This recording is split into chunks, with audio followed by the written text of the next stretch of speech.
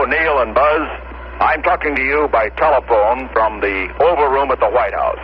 And this certainly has to be the most historic telephone call ever made.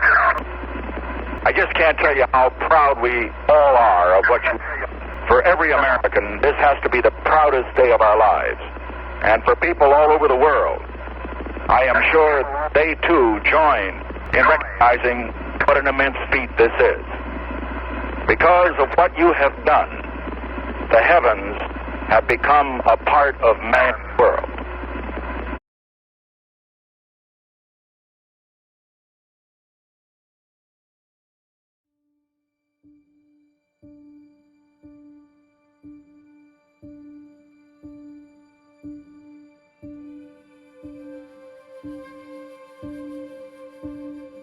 Edwin Aldrin was born in Montclair, New Jersey on the 20th of January 1930.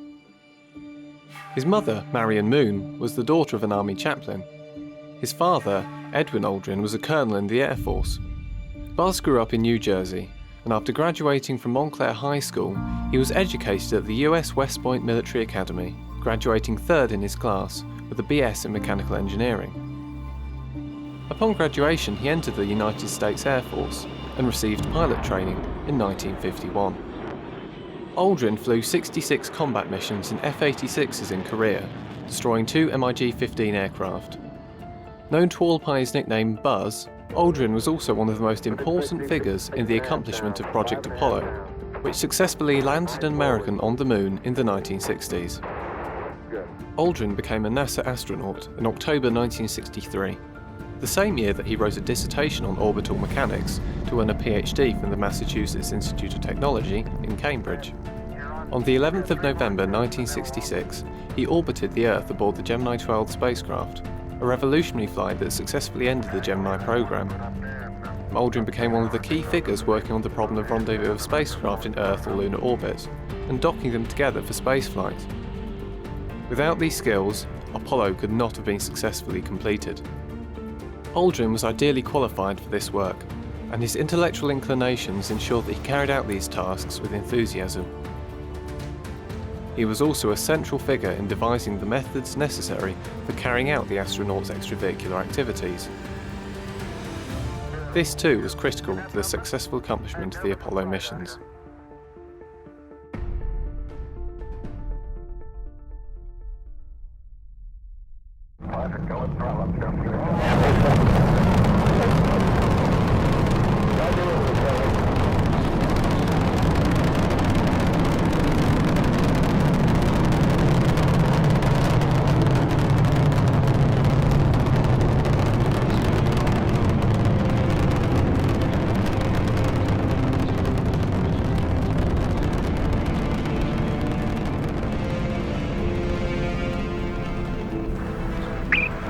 Apollo 11, this is Houston. You are go for TLI, over. Apollo 11, thank you. Roger out.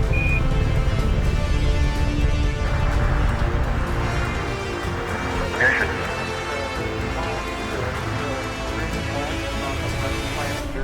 Aldrin was chosen as a member of the 3-person Apollo 11 crew that landed on the Moon on the 20th of July 1969, fulfilling the mandate of President John F. Kennedy to send Americans to the Moon before the end of the decade.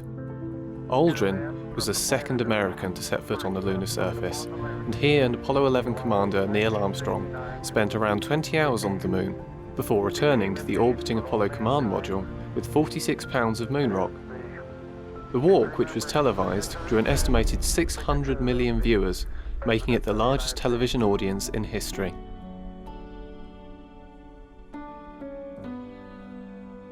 The spacecraft and their lunar explorers returned to Earth on the 24th of July, 1969.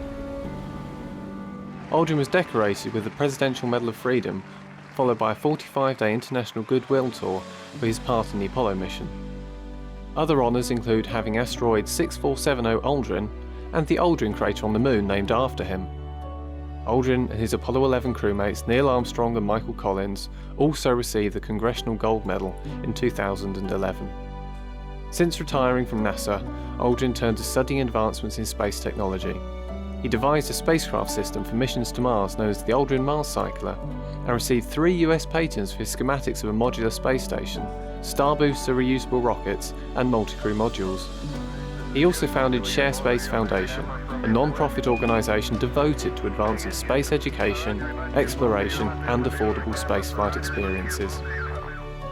His latest book was published by the National Geographic Society in 2013 and outlines his plans to get us beyond the Moon and onto Mars.